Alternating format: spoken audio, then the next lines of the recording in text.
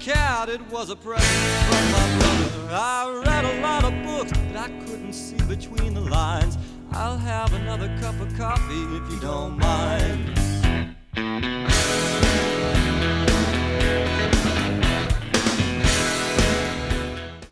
I'm ready.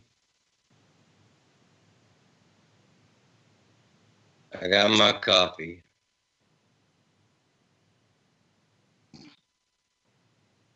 What would we be without our technical difficulties? It would not be another cup of coffee with Paul and Mike Mayhew without the technical difficulties.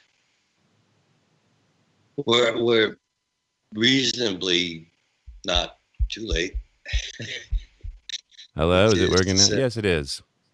So, last time you and I met up, Mikey, I started with a rant, and I don't want to rant because I'm not a ranter.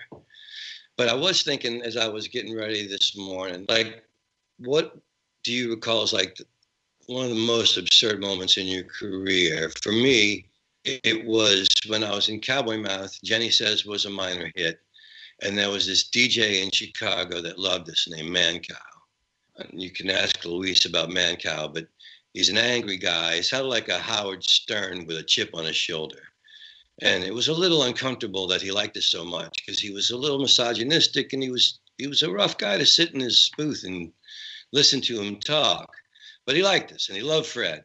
And he was going to promote Jenny Says for a show, whatever it was. All I remember is I was asleep on the tour bus, and we pulled up to a strip mall somewhere outside of Chicago. Maybe Luis will know when he comes on the show on Friday. And we played in a strip club on stage behind 6 strippers who danced in front of us as we played Jenny Says. And Man Cow's assistant, a guy named Turd, who was a really obese guy, who was naked and shaved head and painted head to toe blue. And he was dancing in front of us with his naked fat blue body with the strippers. And I'm standing there playing Jenny Says, thinking this is a rock star. And it was, a moment really that no amount of marijuana could have erased from my memory. And part of the reason why to this day, if Alex had Jazz Fest, he still couldn't have me play because there's the taint that we talked about last week of being in Cowboy Mouth and in those moments that I just can't wash off. And so the Maroney has barred me from gigs there. So is there a really proud one for you like that with a fat guy named Turd and 6 strippers dancing in front of you? I'd have to say no. I don't think I've done that. So it'd be hard to equal that. I can understand. But surely a moment where you thought, I'm starting to think more and more Skype is not the right way to do this because it's been giving us trouble today, and then you just keep changing size. It's like 1 minute you're one size, and now you're gone. It's nuts. Might have to switch to Zoom. Yeah, we might have to. I mean, you have to pay for Zoom, but you're gone right now. I can't even see you because of Skype. I'll hang up and call back. Well, I guess we could try that. So Paul's gone for a minute because we've just been having nothing but Skype and internet problems. We're gonna try to get him in again. All right, join the call. Let me see. All right, so I just took his call. Let's see what he looks like now. Am I here? Back to normal. Awesome. I'll take it. All right, there you go. We'll leave it there for the moment. And then the other problem I'm having today is I'm hearing myself on delay. So if I sound kind of retarded, it's because bad word. Bad word. See, it happened there. I'm hearing myself later because I can't hear it's funny. What a day. It's going to be that kind of show, is it? It's going to just Apparently, because I'm not sure why I'm only hearing the playback. I just tried to hear the other play thing, and it wasn't working. So I have no good answer without going on and take a closer look. We can cancel. We've never canceled a show. And there comes a time when even the greats go, we got to take a look at this. Well, I tell you what, won't you tell a story and let me take a look at this? Because every time I talk, I get distracted by the fact that I'm hearing myself later. You ever do that? You're talking to somebody on the phone, you can hear yourself coming back late on the other side, and it just blows your mind, and you No, can't. but it did play Jenny Says in the Superdome for a Saints game at halftime. And so they have us on this tiny stage in the middle of the Superdome that they roll out there with you on it, and you can't hear anything. You can hear your guitar bouncing back off the ceiling. So down, down, down, down, down, down, down, down. I don't know where I am, And then Griff's leads are like there's 16 Griffs playing leads, and they're bouncing back at me from around the Superdome. And Fred's drumming, which that's a tom-tom riff, so it don't only it sounds like digga digga digga digga digga. And you're really like I'm just watching his kick foot, trying to stay in rhythm so that I can finish the song without completely melting down.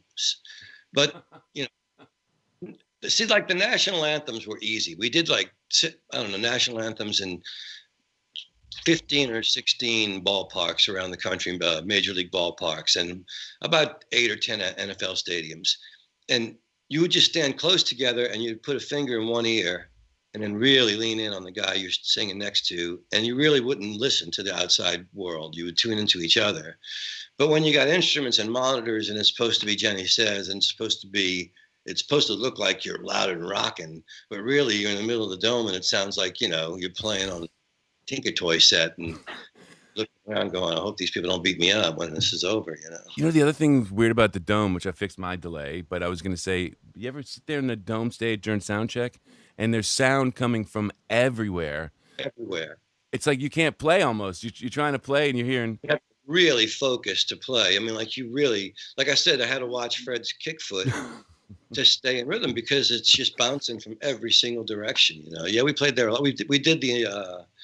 Who does their balls there? And Demian does their balls there. Right. I'm sure you guys did a few of those, huh?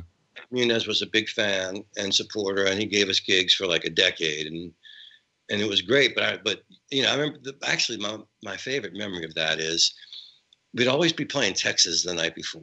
Mm-hmm. You'd be wherever you were in the country, you were working your way home, making money, so you could get back home in time to make the real money at Mardi Gras. And it would usually be like Fitzgerald or something. So you'd drive overnight after the gig, and you'd be all wrung out from drinking too much and playing forever. And the bus would just pull straight into the Superdome because you had to get it unloaded in the day when there was nothing going on, so the bus could get the hell out of there. Right. So I'd wake up at like 8:30 in the morning and walk out of the tour bus and be in the middle of the floor of the Superdome and just kind of feel like, yeah, man, this moment is cool. And then go get some breakfast, and the bus would be gone, and then you'd be grouchy and wonder where the bus. It's so tall too. Like when you're in there, if you come in there with the lights all on and everything, not during a game or something, but where everything, it is big. Like, yeah, it's a big place. Well, when I was young, I was a truck driver, and we used to do a lot of conventions in the dome.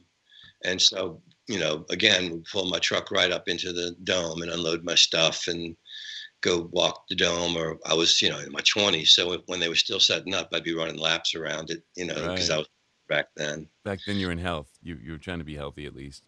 Well, I still try to be healthy, like I'll do sit-ups and push-ups every day, and I meditate, but. Do you really? Yeah. Nice. I keep toying with the idea. It's a good idea to toy with. I think so. Toss it around. Dang, I cannot get rid of this belly. Maybe you should do some sit-ups. I don't know. Get up out of that chair. Well, I committed to no sugar for the Lenten season, and I dropped 5 pounds in the first week and added the sit-ups and push-ups, and then dropped another few pounds and thought, well, there's things I do I hate every day. I can do 2 more. All right. It's not like I enjoy push-ups and sit-ups, but it gets me breathless to meditate, and that's a good thing. It gets your So that's your thing in the morning. You get that going, and then you meditate. Thing in the morning, because you figure you get the 2 things that you really don't want to do either way in the morning. Then you can face the stuff that you kind of don't want to do later on in the day. I rationalize. I sit there and I look at the morning and go, why would I start my day in such a way? I'm going to start my day off nice, and I'll get around to that later. I'm definitely the procrastination guy for sure. I'm like, oh, I'll do it in a little while. I'll do it in a little while. That's spine surgery, and I mean, for a year or so afterwards, even lifting, a piece of lawn furniture would kind of screw up my back for a week, and I didn't want to be that. I didn't want to have to live like that. I have too many friends that have severe back trouble, so I decided I wanted to re-strengthen those back muscles. And I don't do traditional push-ups. I do something called a Russian roll, where you're just sort of rolling. You're arching your back and you're rolling head to toe, and it strengthens the back and the stomach muscles. And it just feels better. I'm able to get more out of my day-to-day life. I would like to figure out ways to get more out of my day-to-day life, you know. Well, I don't hurt anymore when I pick something up and that kind of thing is what I mean. Gotcha. Yeah, I don't think I hurt too much when I pick things up. My foot bothers me, whatever. You get old, you always got I got my arm and I got the thing and my finger doesn't work anymore and whatever. You got those things. Not that my finger doesn't work, but you get the idea. You got those things that happened. As life goes on, it's like having a car, right? You get your new car and everything works. And you love like it. that. Yeah, everything's great. It's like it has a new car smell. You think it's going to be like this forever. I'm going to clean it. I'm going to take care of it. And I'm going to keep it as close to this as I can. And within 5 years, you're like, yeah, you just leave those wrappers on the floor. Yes, but not only that, all the things that broke that you're like, it's broken. Whatever. That doesn't work anymore. The power windows stopped working. I tried to get it fixed, but the guy fixed it 5 times. And $1,000 later, it's still not fixed. Whatever. I kicked myself in the butt because when I got my car, it was specifically because I was hitting the road. My last marriage had disintegrated and I was just going to disappear into Europe and America and play music. And I bought this car brand new and I wanted old school. And I asked if I could have windows that rolled down. And they said I would have had to wait 2 weeks. And I had a gig the next week that I really wanted to get to. And now in hindsight, 5 years later, I wish that I'd have postponed that gig because the kid from Cabrini High School T-boned me on Esplanade when a few years ago and smashed the crap out of my car. Great place out in Jefferson Parish on Jefferson Highway fixed it. Can't remember the name of it, but nice folks, they fixed it.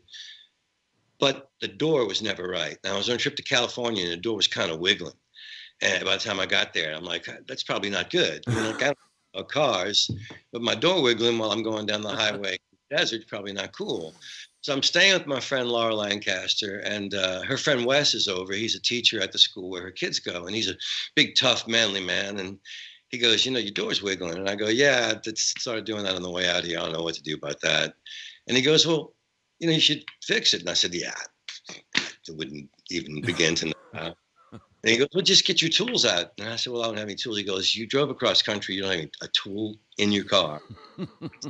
it never occurred to me. Like, I got a and I got, what he calls the thing, a tire iron. I got one of those, so I thought I was cool. So I get home from running my errands that day, and he gets home from school, and he's bought me a really nice, whatever the name of it is, toolkit, ratchet set, the whole 9 yards, a big case, expensive. And he goes, this is a gift to me. I love your music. I want you to be safe out there. I want you to have the toolkit. Why don't you start? We'll go fix your door. And I was like, look, Wes, you're a great guy, but I can't let you fix my door for me. You gave me this expensive toolkit. Let me go out there and do this myself. Let me show my appreciation by fixing my door. So I was out in California sun for 10 minutes in August, sweating my butt off. And finally I went upstairs. I said, look, I'll fix the door myself. I swear I will. Could you just come show me how to open the door? Of course. Man, I've been there. I got the door back on, but then the buttons that control the window fell back in. Right. And by the time I got home from the trip, it had been like 2 months. I didn't want to go back to the shop that I spent all this money at and say, hey, look, the door almost fell off and the buttons fell back in. Why don't you fix it for me? Because I didn't feel like getting hassled. And I don't know. I just should have done it. I'm with you. Definitely didn't want to pay anymore.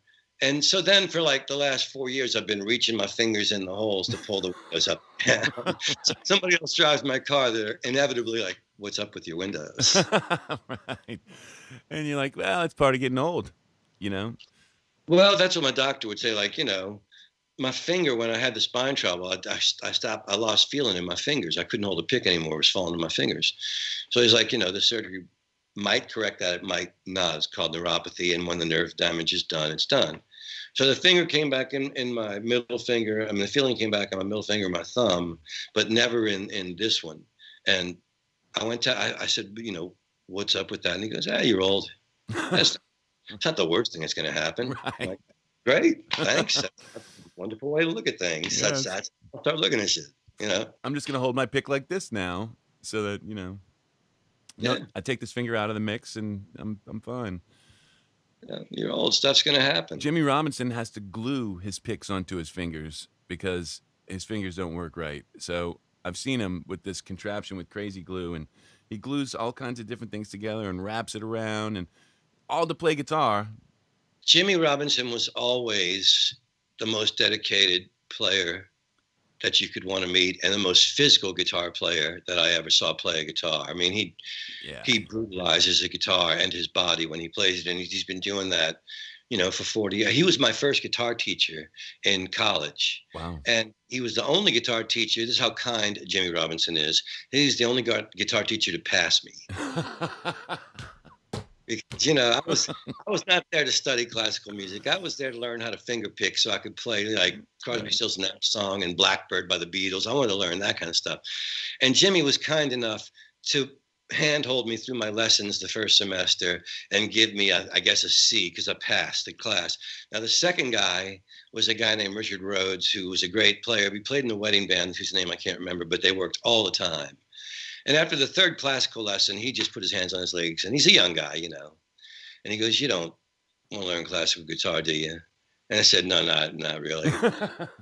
"Why'd you take the class?" I said, "Well, I was really hoping that I could learn, like Helplessly Hoping by Stephen Stills." And he crossed his arms. He goes, "I'll tell you what, I'll teach you that song. And you come back every week and tell me a song you want to learn how to finger pick, and I'll teach you how to do it. I'll show you your classical lessons every week because I have to. That's my curriculum responsibility. But I'll show you what you want to learn too. At the end of the year, I'm going to fail you. How's that sound?" I said, "Sounds perfect." Sounds like what I came to college for. So each week I got to learn something that made me a better player in the way I wanted to be a better player. Very expensive lessons. Well, I was on a scholarship. Okay. That I got because I was good enough. My instincts were good, and I could read music just a little bit. Like I knew that when they went up, and I knew what kind of made sense interval-wise from loving songs and singing hundreds of songs. So, my audition, they put a piece of sheet music in front of me, and they said, "Sight read this," and I hit the first note, and then I sang what the notes looked like they were doing to me. And at the end, they said, "That was great. You get a scholarship." And I said, "That's fantastic." That's what I wanted. And so then I got to learn all the stuff. And then the exam time came for the guitar. And he says to me, "Hey, Paul, I'm going to schedule you for 1 o'clock because my lunch is 12 to 1. And I know you're not coming for your exam. So I'll have an extra half hour for lunch." And I won't be there. You can count on that. Yeah. I'm not going to, I don't need to be embarrassed publicly. I would have had to just walk in and say hi, and if you'd like to hear any popular music that I've learned in the last year, I got it nailed. Right. Not one concerto, not one piece of Segovia do I know, or did I listen to. Have you ever seen Andre do his classical bit with the piano? Andre Bohren is one of the most amazing young musicians I ever met. The first time I saw him was when he was like 19 years old, and Beaten Path was opening up for Cowboy Mouth at House of Blues. And I watched your sound check, and I turned to somebody and I said, "Who's the kid on guitar?" Right. And they said, "That's Spencer Bowen's son." And I went, "Oh, of course." Of course, right. Well, that's why he's 19 and great, because he's Spencer's son. And then I came back to town and I found out he's not even a guitar player. He's a drummer. So he's actually a piano player. Well, I used him on drums initially, and he's a great drummer. And then he says to me one day, we were doing something on Nine Lives, and we wanted a little classical bit. And he goes, "Oh, I can do that." And I go, "Come on, you do this too?" So then I hear him play classical. And for years I begged him, like, "I need you to play on my records, but, my kind of music." And he goes, "No, I only play classical music when I do piano." And it was our little thing for years. I teased him about it. And I was so pleased on the Wright Brothers record. I don't know if he does it elsewhere. I hope he does. But on our record, he played piano. You know, the song his father wrote. He played beautiful piano, and that meant a lot to me, given that it was something I'd teased him about for years. You know, watching him grow from the little 19-year-old who was immensely talented to the year-old man with a child who's incredibly gifted musician and soulful person. You want to hear something cute? Is on what's the song on that record that Susan sings on? Gosh, what on the latest Wright Brothers record? Let's not go there. Let's not go there. So he wanted to. We were talking, and I just wanted something to kind of keep time. And so I asked him. I said, maybe a piano part, just something to help keep time to go through this thing. So he goes, yeah, I kind of like that idea. So we talked about a few Beatles songs, like what's the one, When I Call You Up? You know, that particular song. That was one of the ones we talked about, like that part like that. And anyway, so he's listening to these parts, and he comes in to start recording. And the cute part is like, it's hard for him because the Beatles are playing like 2-note chords, basically. They're just playing little pieces. And it just was, you know, it was difficult for him to be able to play it that simply with just that voicing.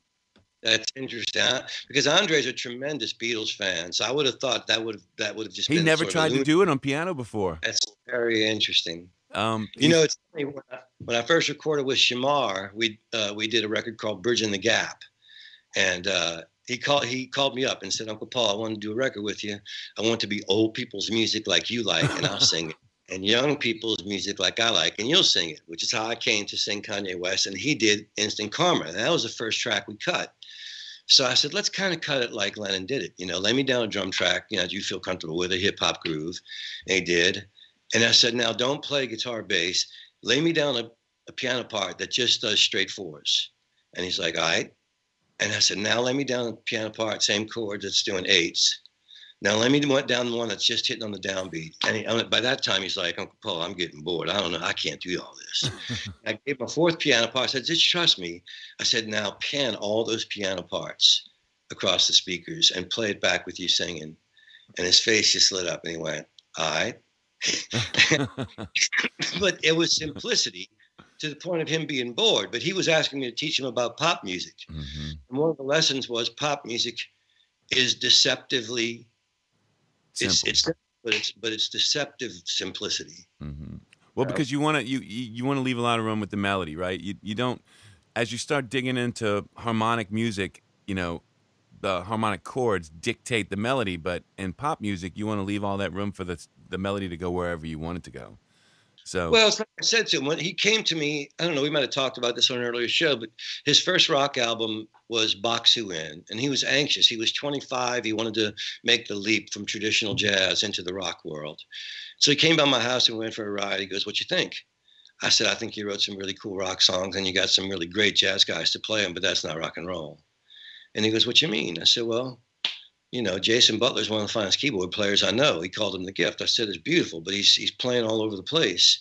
And I said, and Matt, you know, Matt's one of my favorite guitar players, but he's all over the place.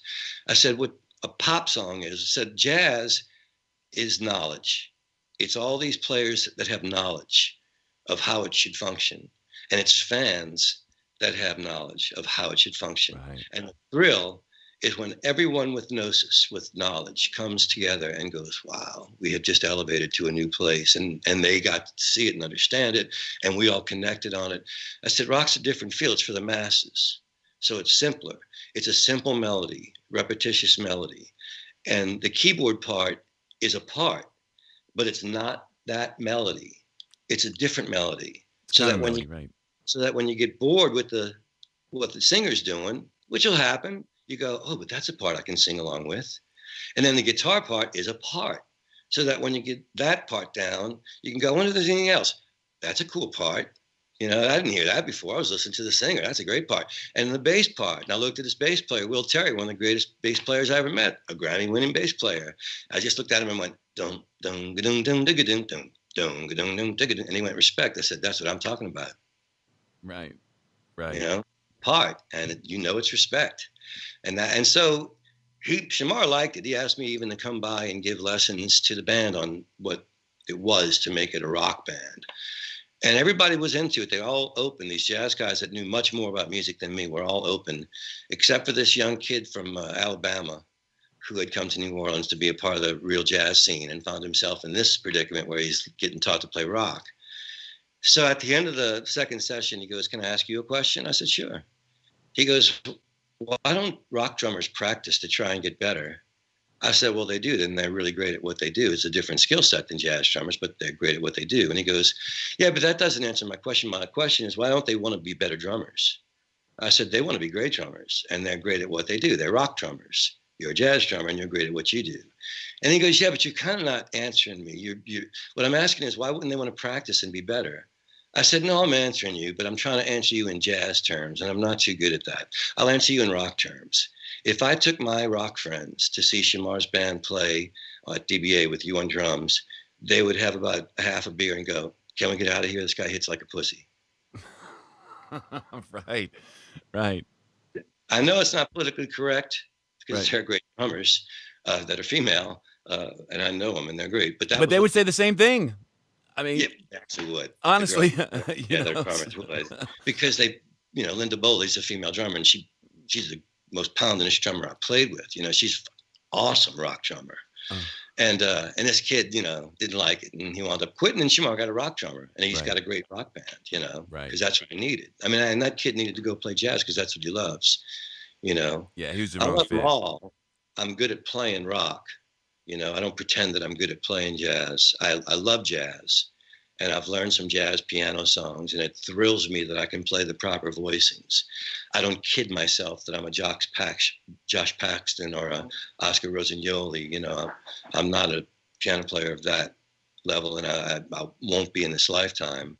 But it does thrill me that I've learned the proper voicings to sing songs I love. Absolutely. Right. Because, and the simplicity. I was thinking as you were talking about the rock simplicity. Now, at least rock, we were all kind of still had our hands on the instruments. This latest version of it with the looping, where it's literally the same measure over and over again. It still follows the same, but it still follows the same principle. It's just that when we actually played them, you naturally change a little bit as you go. Things change a little bit as you. Rock and roll specifically is, two guitars, a bass, and drums. That's rock and roll. And there's pop music. Yeah, I guess we were talking about pop music more than rock and roll. But even so, I guess pop music has been programmed for a long time, though, right? It's sure. Yeah, it's been a while that they've been doing that kind of thing. I have not looked at the chat once this morning. Let's see what we got going on here. Allison's again here. Hello, Allison, Ms. Dewar. Good to see you. Eddie's trying to call in, but we'll get to him in 1 second. So she says she does yoga every morning, yoga with Adrienne on this here YouTube. She says showing up is the hardest part, which is true. She had a weird back and pain, and it's gone from doing the yoga. Mark really wanted to know if you still read music. I never did read music. I read it at about the same level I always read it at, which is I know where the start note is. I know what the intervals are. And like a fifth grader, I can make my way through. It's not too complicated. I've always played by ear and by instinct. To this day, when I'm playing. Stop playing drums. We're trying to listen to him, Eddie. Go ahead. Even when I'm playing the jazz standards, I'm learning them from iRealBook, which has a button where you hold it over the chords you don't know, and it shows you where to put your fingers. And then from having a couple of lessons with Bill Malchow, I know that when you're doing the inversions, the fingering should be closer together. So I ignore the iRealBook fingerings, but I play the proper notes. So I learned like I always learned. I learned because I wanted to be able to accompany myself. That's why I learned guitar, and that's why I learned piano to help me get my voice back. And I wouldn't say that I read music. And if you asked Matt Perrine, who's worked with me many times and who I admire dearly and who just got a Grammy, he would be able to tell you that I do not read music. He would say so in no uncertain terms. Well, it'd be true. He'd be right. I don't. I'm going to pull Eddie into our little conversation here now. Is that him? Oh, look at that. It worked. You who know, it is now time for 2 minutes with Edward. 2 minutes with Edward. So, Ed, before I know we're going to disagree about the Saints, and before we get too lost in that, when Chicago Lou was on talking superheroes Friday, his mom, who was very dear to him, had passed away during COVID, and he had posted something recently that was a bit of his mom's folklore. She was sort of like the Will Rogers of Chicago Mexicans. And so he shared a story about his mom, which reminded me of how much I love the stories about your dad. She was a real Guillermo Rodriguez, huh? Well, your dad was, he's sort of like Will Rogers in a yatty way. All right, this is my dad. Imagine Terry Bradshaw without all that genius baggage. Same goatee and everything. That was Tommy Ecker. Oh my God. He would make up words if and just use them as if he had pulled them right out of the Oxford English Dictionary. We were crossing the causeway one time back in the 80s. And it was when there was this dispute about dredging shells too close to the bridge and stuff. And there was a police car parked on one of the crossovers. And usually that's where police sat on this 24-mile bridge. Every 3 miles there was a crossover, and they would use the radar to get speeders. And Tommy's tearing across the bridge, right? He didn't care. And my mom's sitting next to him, and there's a shell dredger out the passenger window, and the cop car is facing straight out. And Sharon goes, "Tommy, slow down." And he goes, "That cop ain't worried about me. He's binoculizing that dredge over there." Binoculizing? Binoculizing. That's the kind of yat my dad was. I wanted to jump in now, though, because hearing you guys talk about your lessons and how you learned and rock versus jazz and all that, when I was learning, I tried to take it all in because I really loved all of it. I loved rock and roll, it got me when I was a kid, but I loved classical music and I loved jazz. I'm from New Orleans, I love jazz. And so I never really felt like I had to choose till later, once I chose a career. But my piano teacher in high school was a lot like your guitar teacher, Paul. I would learn my classical piece of the week, and then she would teach me after that any song I wanted to learn. And it was a lot of Beatles songs because I was a huge Beatles fan. And I was like, that was how I learned, because I was just a drummer before I took piano lessons. I didn't play any other instrument. And learning those Beatles songs, it was like learning Bach once I got to Loyola. It was the building blocks of songs, and how songs are constructed. And that was more valuable than, no one's ever gone, "Play Fury Elise," Speaking for Mike and I, not to cut off your story, because it's a beautiful story of your development as a musician, but speaking for Mike, who's played music with you, and myself, who's played music with you, I think we both waited a long time to hear the term come from you, "just a drummer."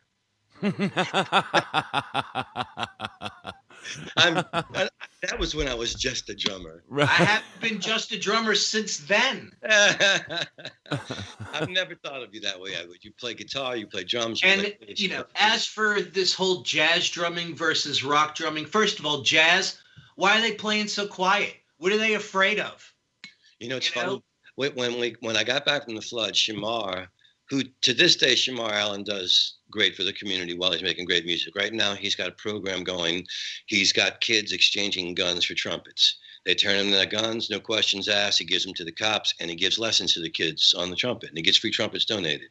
Right after the flood, he was part of Silence is Violence, where every week they'd meet at a cafe in the Marigny, and he'd have a few jazz guys show up, and they would teach kids how to play music, So he and I were friends, and he wanted me to come along, and I was like, "Dude, I'm a rock guy." He goes, "They should learn a little rock too, Uncle Paul. Come on out." So I go out, and a wonderful young saxophone player named Calvin Johnson, who's now in New York being very successful, but at the time was a very young man learning sax, wanting to help the kids. He gets in front of the kids. This is coming back around to me, even. Yeah, it is. He gets in front of the kids, and he says, "Okay, the first thing you got to remember is, if you can't hear the fella next to you, you're playing too loud, so back off." And so we do the lesson. At the end of the lesson, I say, "Calvin, I'm really impressed. You taught me something tonight. He goes, oh, stop it, Uncle Paul, because he's much younger than me. I said, seriously, when you told those kids that they can't hear the kid next to them, they should play softer. I was thinking, wow, in rock and roll, we think if I can hear the guy next to me, I better turn up. The goals for jazz and rock are completely different. Jazz requires, it's very sophisticated chordal structures and melodies and ways of playing around the melody. And with drumming, it's kind of like a pulse thing, and it's one type of drumming. But with rock and roll, technical proficiency is not the goal of rock and roll. Rock and roll is all about the attitude that you play it with. You jumped in early to say what I already covered in my story? No, you didn't cover it well enough, because I'm a drummer and I've played both. And it's not like rock drummers don't practice to get better so they can go ting-ting-a-ling, ting-a-ling, ting-a-ling, ting-a-ling. Rock drummers practice so that they can sit inside of that song perfectly and move the audience in the proper way. Jazz guys, they start and it's never been played like that before. So every time they get back there, they're making it up as they go. With rock, it's completely different. It's like we're laying this down, and this is how we're laying this fucking thing down, baby. Eddie, do you need to take your Plavix? Different attitude. I was just telling a funny story. I wasn't really serious about jazz guys are so snobbish. They just don't. I knew it would upset him. He's just upset about the jazz drummer being snobby about it. They just don't understand. I'm a rock drummer, and I understand about jazz drumming. Why can't they bridge the gap? It's one guy, Eddie. We're not going to throw around terms like snob. We are not going to be angry. We are going to tell funny stories, and the only time we're going to disagree is about the Saints. And since you got the big flag behind you, we're going to do it. Drew Brees, retired. What do you got to say about that, Eddie? Well, I've been preparing this for at least a year. It's, like you were saying, when you get old and it's like a car. When the car is new and it's great, it's wonderful. But then when the car gets older, things start breaking down, just like the human body. Things start breaking down, and then you can't recover. Or you're just like, well, that's just like that Mardi Gras when I fell off that bicycle and broke my arm. I mean, now I get, every now and then it hurts, but I can tell when it's going to snow. Back when Shaq retired, I remember, I'll never forget, a reporter went to Dwayne Wade, who'd won championships with Shaq, and he said, "You hear Shaq retired, do you have a comment?" And Dwayne went, he just shrugged and went, "As far as I know, Father Time's undefeated in this league." Wow. Absolutely. That was the thing. The Drew Brees of the last few seasons was not the same Drew Brees. And it's always hard when you have a quarterback of that caliber that's been on your team, in your city, in that way for so long. And you know that eventually it's going to come to an end. And it's probably not going to be pretty. I think as far as ends go, he wrapped it up pretty much as neatly with a bow as he could. He didn't leave the team cash-strapped at the end, more cash-strapped than it could have been. And I was watching highlights, and when Drew was in his prime. Yeah, well, that's but you know something, Eddie? I mean, you mentioned that about his prime. The only thing that he lost were the longer passes, because he still had the... No, he lost his accuracy. No, he didn't. He's been running 80% every year.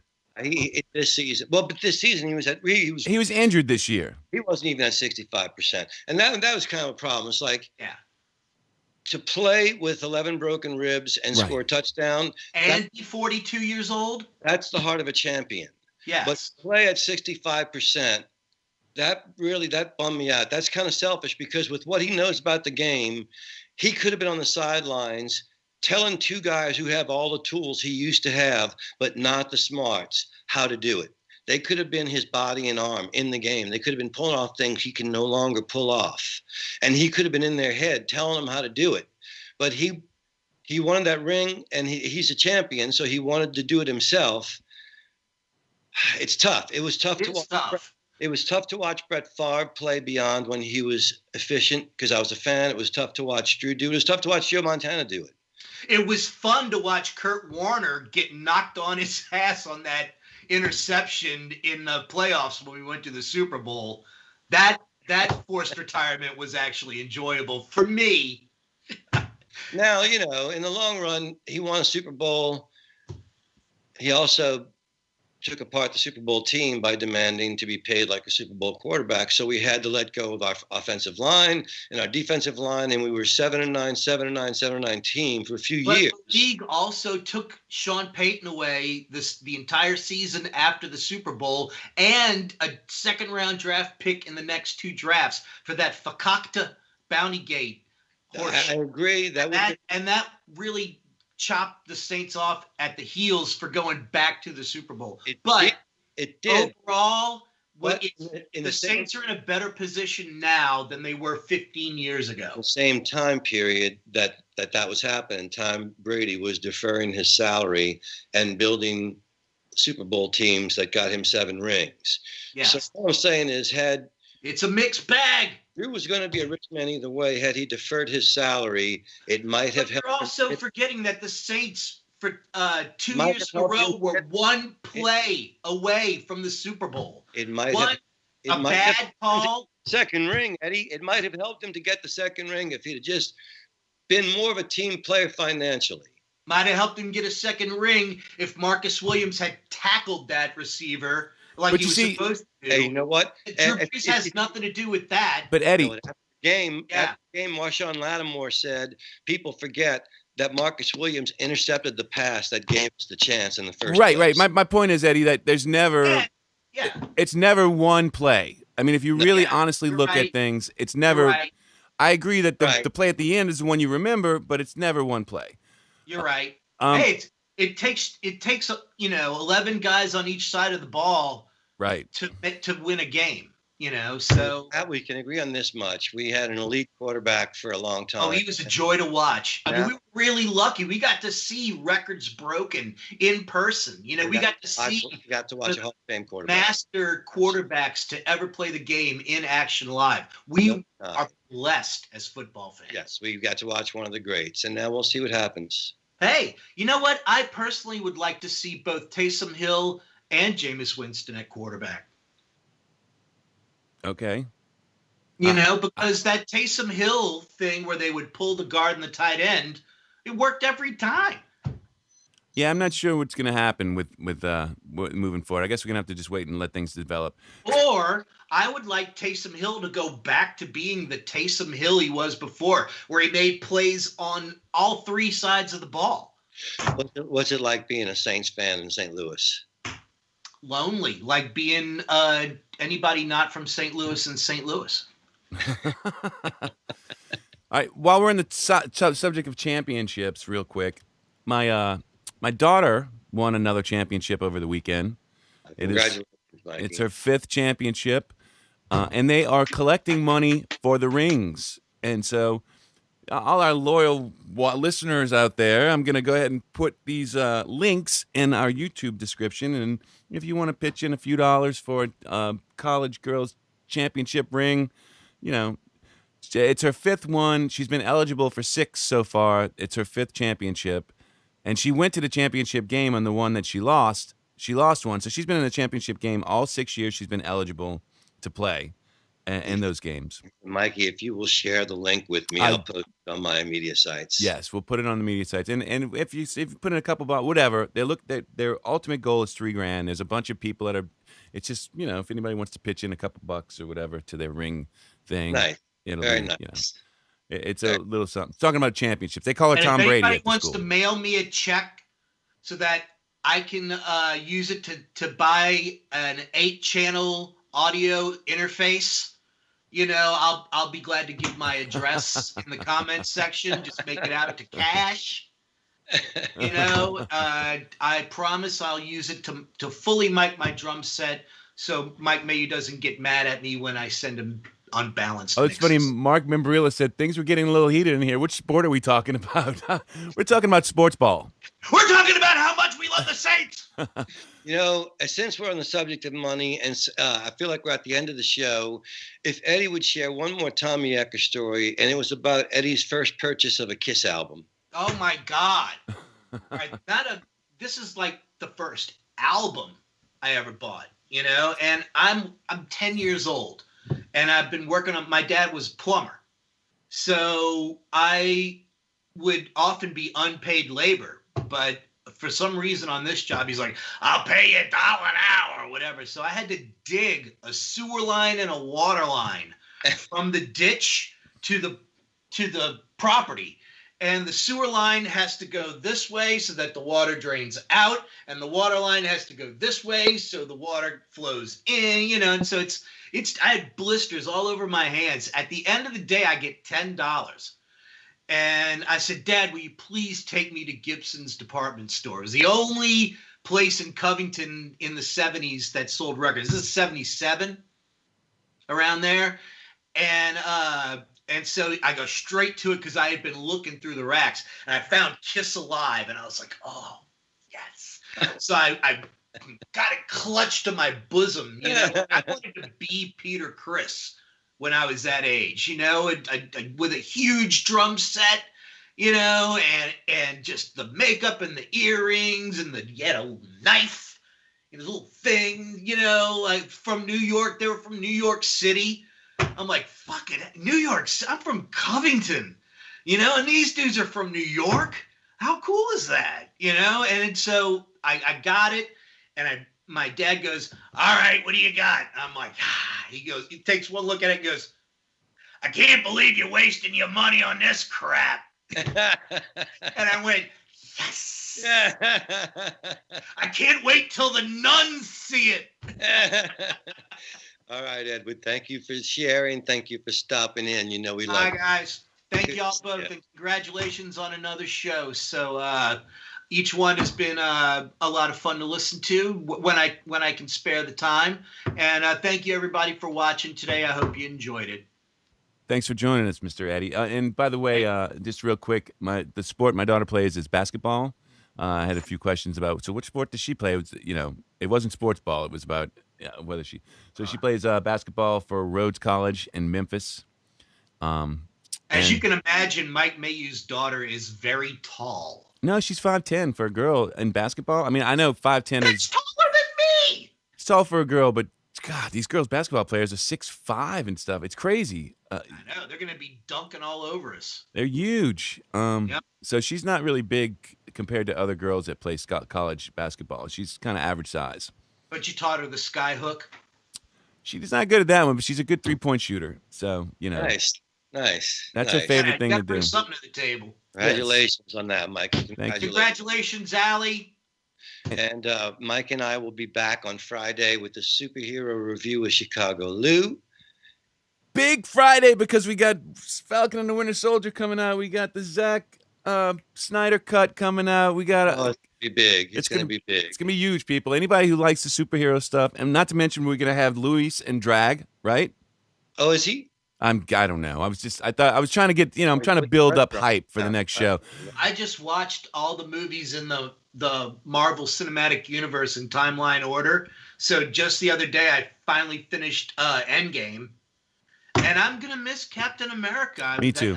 Don't worry. Surprisingly, out of all of the characters in the movies, the one that I liked the most, first one was Captain America. The second one was Black Panther.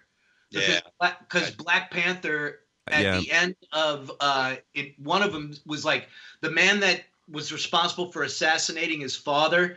He took in, it was Captain America's friend. He wasn't himself. And he said, if I can bring peace to at least one of these people, peace in their minds, then, nothing's going to bring my father back. And he didn't hold on to that, to that anger or that hate. He for a young king, he was very wise. Civil War. You're talking about Civil War. So yeah. So I've really enjoyed it. But you're spilling over into Chicago Lou's territory. Yes, we are. I guess we are. Yeah. Well, I'm usually not one for comic books. I enjoyed them. And then on Monday, our guest is going to be Grammy Award-winning trombonist Craig Klein. We got Craig. Yeah, I'm excited about that one too. Cosplay Friday. Yes, Kevin. We're going to do Cosplay Friday. Yeah. We're gonna see if we can get Luis all cosplayed out for Friday. See if he's up for it. Who knows? We're gonna try. I mean, no Comic-Con this year. Comic-Con's done again, right? I think they canceled this year as well already. We might have to stop having Luis bring friends in to dress with him. Yeah, that could be fun. You know, I'll be Scooby-Doo. All right, guys. I'll see you on Friday, Mikey. We'll see you on Friday. All right. Thank you, everybody, for tuning in. We'll see you. Bye, y'all.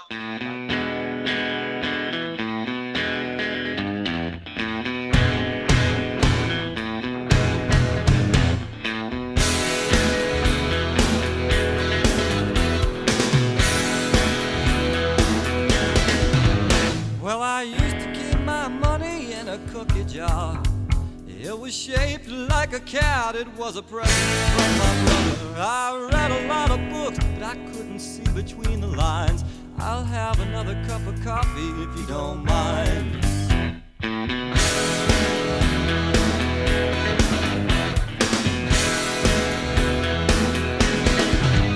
Well, her hair is as black as an alleyway, and it used to be red, and it used to be blonde. Truth is, her hair changes color all the time. I'll have another cup of coffee if you don't mind. I'll have another cup of coffee if you don't mind.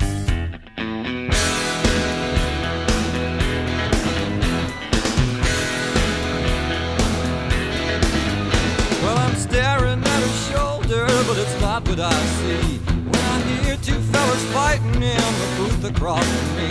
So I wipe away the ashes from an empty counter seat, and I wished I wasn't homesick, I wish I was asleep.